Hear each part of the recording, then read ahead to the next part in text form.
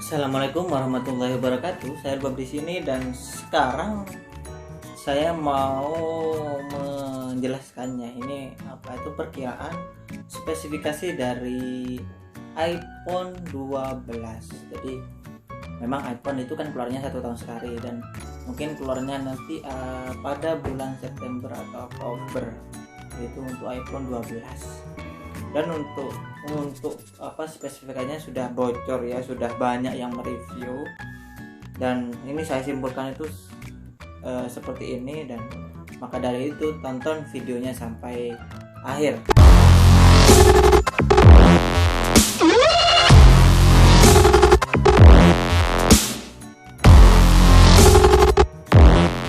Kita langsung saja ke spesifikasinya apa saja, yang memperkiraannya itu apa saja. Memang kan kemarin itu di iPhone 11 itu banyak yang mengeluhkan tidak terlalu banyak perbedaan dengan di iPhone X ya. Maka dari itu mungkin dari para pecinta iPhone itu agak kurang memuaskan, kurang puas kalau sudah beli iPhone 11 karena emang spesifikasinya itu hampir sama. Mungkin yang membedakan adalah kameranya ya, nambah ultra wide, kemudian mungkin yang lainnya ya hanya dikit lah, nggak terlalu banyak banget. Mungkin ini saya lihat sudah banyak perubahan nanti mungkin di iPhone 12 karena memang netizen banyak komen, kenapa iPhone 11 kok gini, kenapa kok masih segini, kenapa kok segini.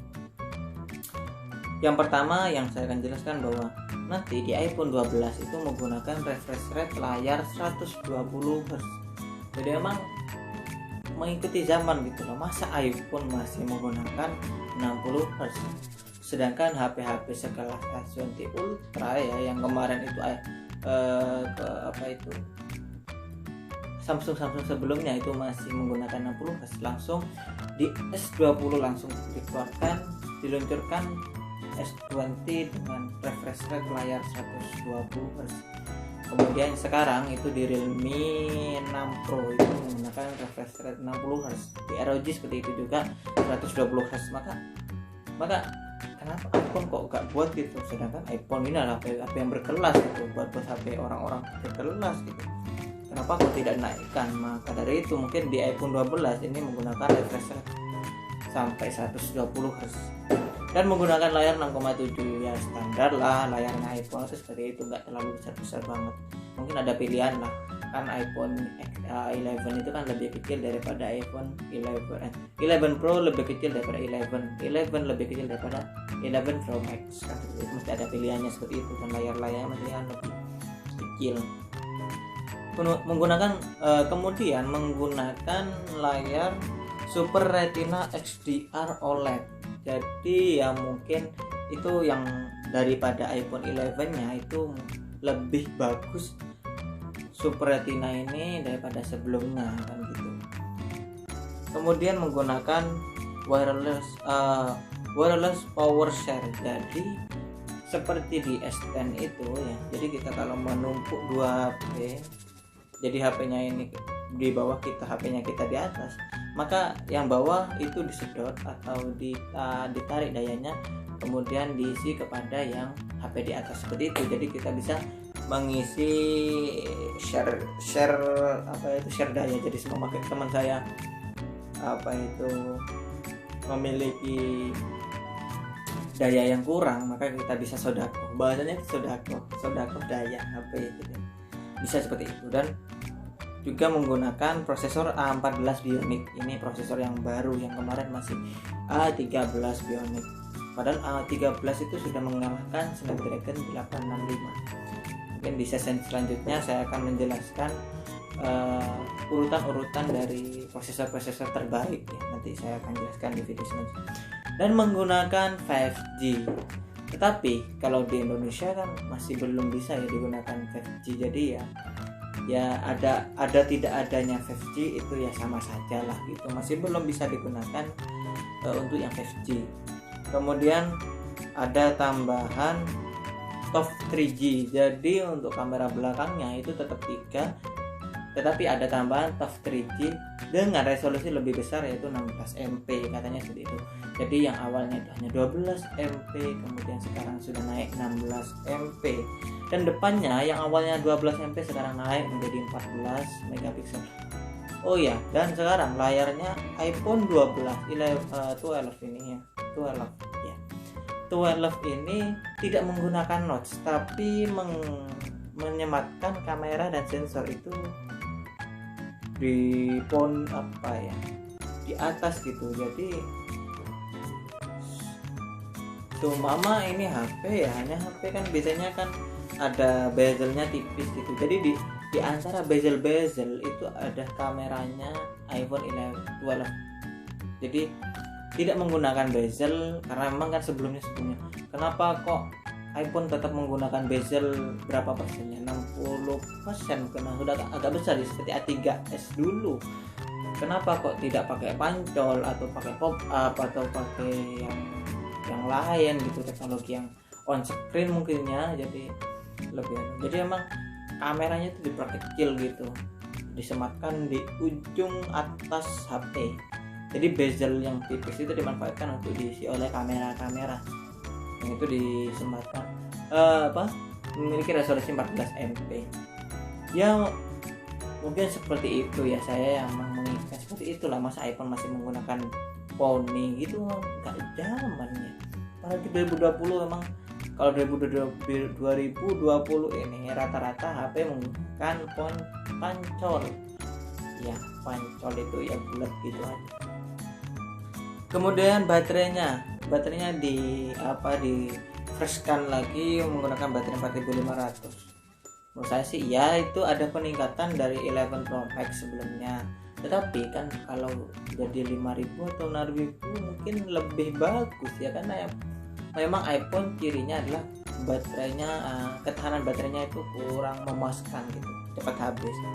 Dan untuk kamera belakangnya itu tetap menggunakan triple kamera ya dengan tambahan TOF 3G itu, dan menggunakan port USB Type-C untuk chargernya. Jadi emang sebelumnya kan masih menggunakan Lightning ya.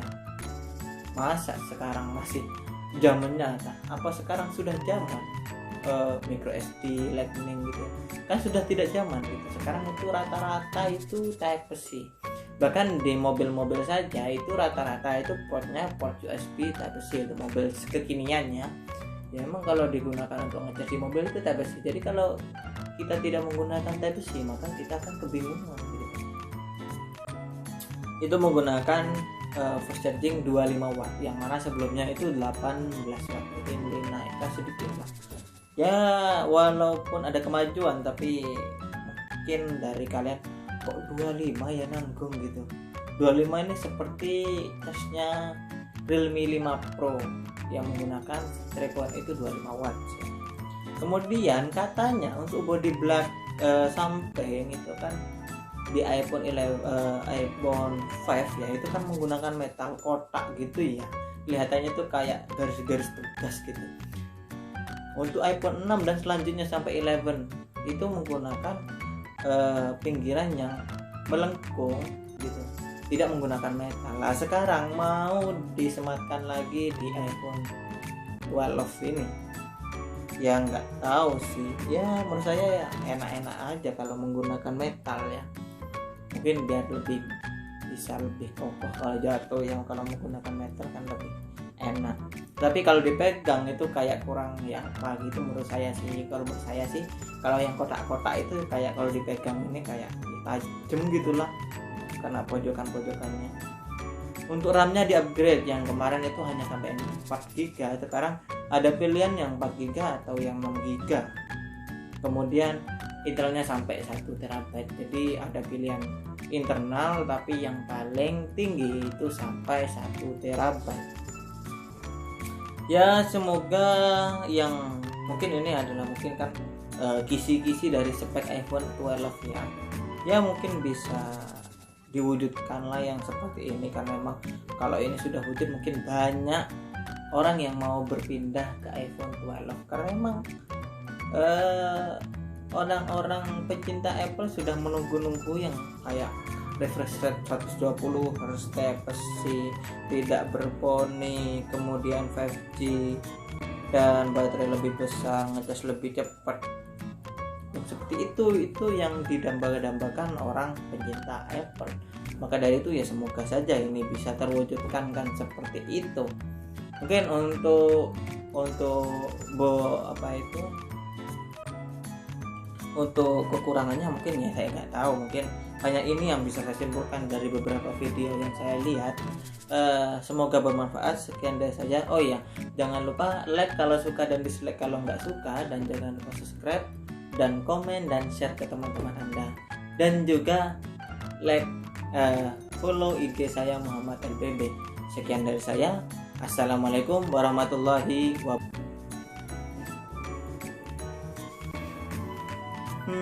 Oke, jadi saya mau menerangkan tentang iPhone 11 ya, yang mana menggunakan refresh rate refresh rate